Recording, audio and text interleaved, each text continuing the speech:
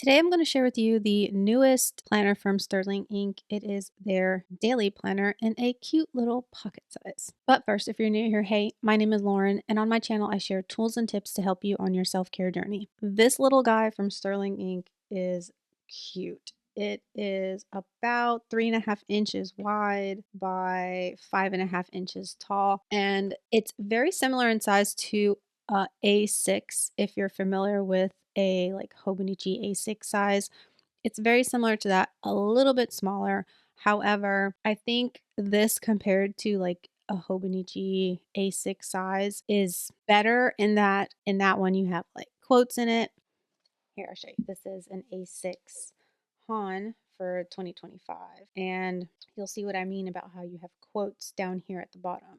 So the spacing in here is pretty much, the exact same. You have a little bit more space than you do in here because you can't write in this space over here, but you'll be able to over here. Since this is a new product for Sterling Ink for 2026, there's only one color and it is this tweed, which I'm not gonna lie, I was kind of like, I'm not sure I'm crazy about it. However, now that I have this in my hand, first off, the texture of this feels so luxurious, and I don't know, it's nothing I've ever felt before in a planner cover. So I'm not mad at all by this. And in person, the color doesn't bother me as much as it looks on the website. It comes off as, I don't know, darker maybe on the website, but when you have it in person, it's not so bad. It's not like a black, it's definitely a gray, and it has the 2026 right here in like a gold foiling. It's also written on the side, and it has sterling ink on the back. So cute. And I got the one with just the white edges. That's the only option that's available now on the site as of the time I'm recording this. When it launched, you did have the option to do gold edging or white. Some specs before I open it. So it does have the Tomoe River paper, the new Sanzen. It is a Monday start. This one has just the calendar pages and the daily pages. The daily pages are numbered and there's no holidays written in here at all. No holidays, no moon phases, none of that. So you fill in what you want. In the back, you have, I believe it said 32. Yeah, no, 36. At the back, you have 36 blank grid pages. So this entire planner is grid pages. Let me zoom you in a little more. It did come with a card that has the calendars on the back. You can use this like a pencil board if you want. So that's probably what I'm going to use it for. I'm going to use it to basically bookmark my spot in it as I use it because I'm going to be using this for daily journaling. And I did get a little card that came with it. This is adorable little bookshop and something to scan in the back. And then some little sample stickers from her shop. These are like a washi paper. I also did order a sticker. I feel like this is a vinyl. I'd have to double check my order. But I thought this was cute. I'm not sure though if I could stick this on this cover because of the texture, but if I could, look how cute that would be. I'd actually pretty much cover this if I wanted to. If I wanted to cover that, I totally could. That looks so cute. Let's jump into this. So it says 2026. You have the little calendar here, which looks like this. And then, like I said, this is Monday start. So everything's Monday start in here. This is like a blank grid section here. You can do what you want. Probably a good spot for writing goals. A yearly tracker page. And then another sort of tracker page. So this one would be great for tracking something that you want to see the entire year at a glance. Maybe like your weight, you could list that in here, or other health metrics to kind of see how it changes. This actually would be really great for cycle tracking. Honestly, since you can see the whole thing at once, you can mark out which days you were on your menstrual cycle. That would actually be a great spot for that.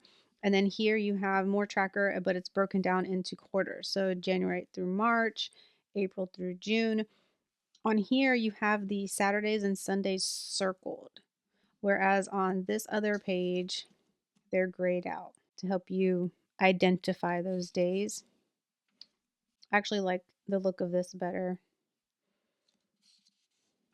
This would be great. I think this is where I probably will use for tracking my yoga.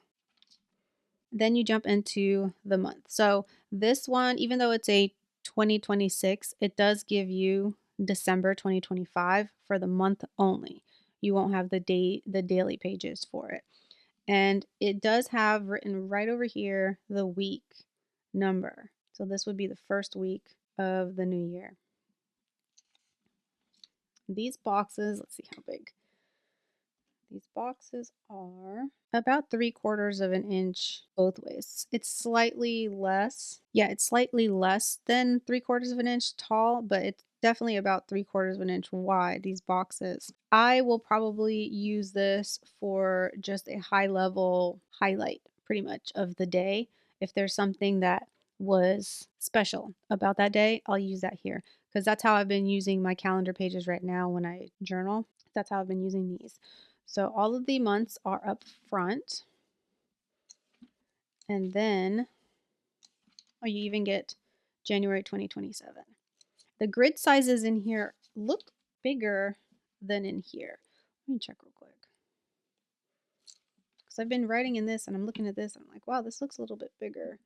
And yeah, these grid boxes are definitely bigger than in the Hobonichi A6. So on the website, it says the grid sizes in here are 3.7 by 3.9. So that's good. I like that that's a little bit bigger. Even though I've kind of gotten used to how tiny this is, I like that this one's just a little bit bigger. So every month you will have a blank grid page for the January before you jump into the day pages. And these day pages are time stamped along the edge from 6 a.m. until 8 p.m., which in my opinion is definitely a long enough timestamp for my purposes of using this when it comes to like record keeping and journaling. There is a tiny little dot right here to split like about halfway. So if you wanted to use like this half for dedicated space for your schedule, then you have this other half for to-do list space if you're using it like a daily planner. That's definitely probably sufficient for a lot of people for if you're just doing a daily list. So you just have the day pages and they are dated, and you have day and the year over here, the month and the day, one for the month. So you'll have a gray scale along the side to help you find what month you're looking for. So that's convenient. And then they are all numbered down at the bottom. So if you wanted to, you could do an index. This actually would be a really good way to use this.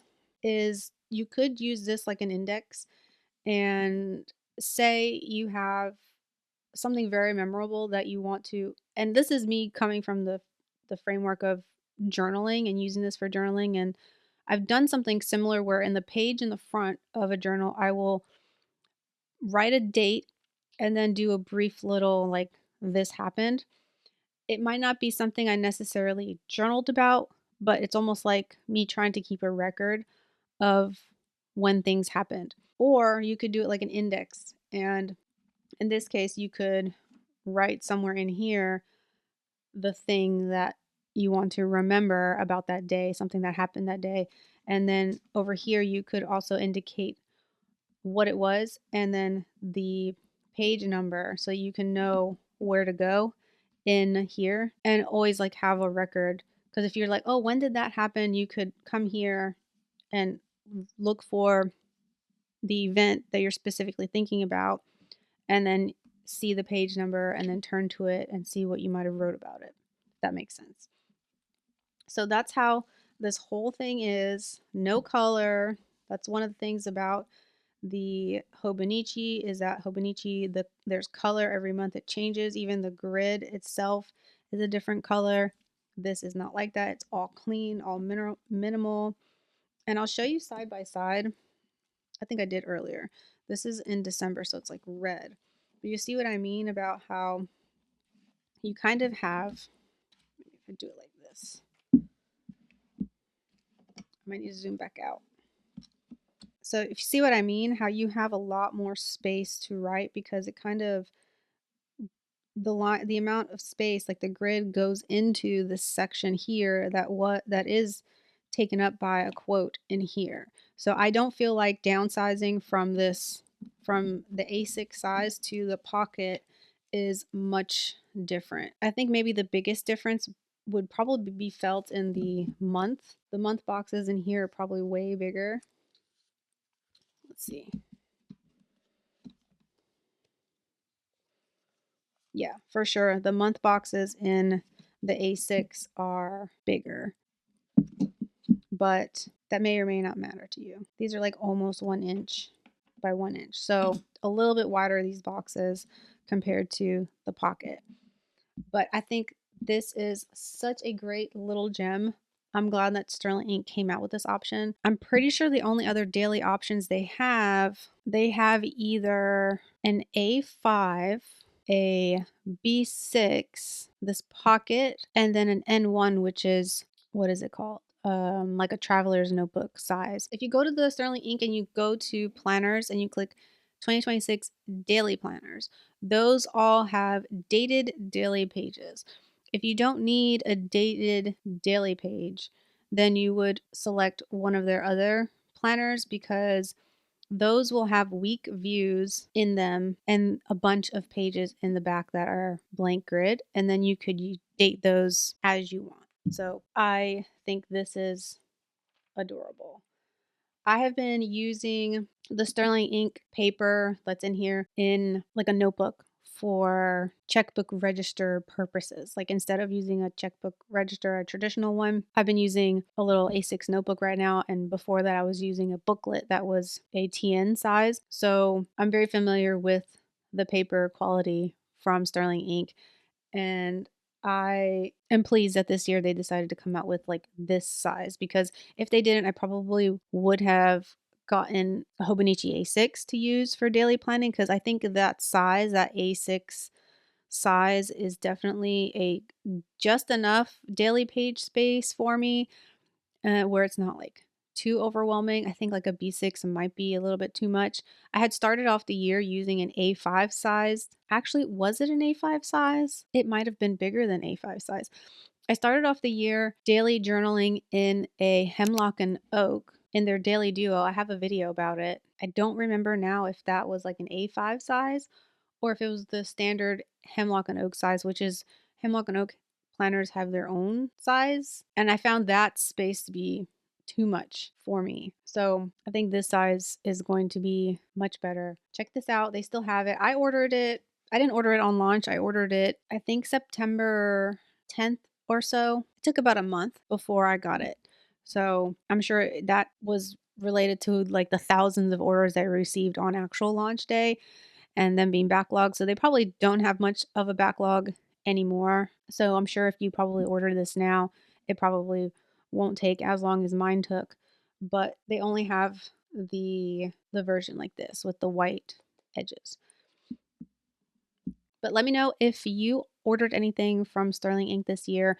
And if you did, what do you plan on using those planners for 2026? Are you like me and you use some planners for journaling, or are you actually going to use some of the Sterling Ink planners to actually plan? Let me know. If you like this video, make sure you give it a thumbs up. And if you are not subscribed and you want to see more videos like this, make sure you subscribe, and I'll see you in the next one.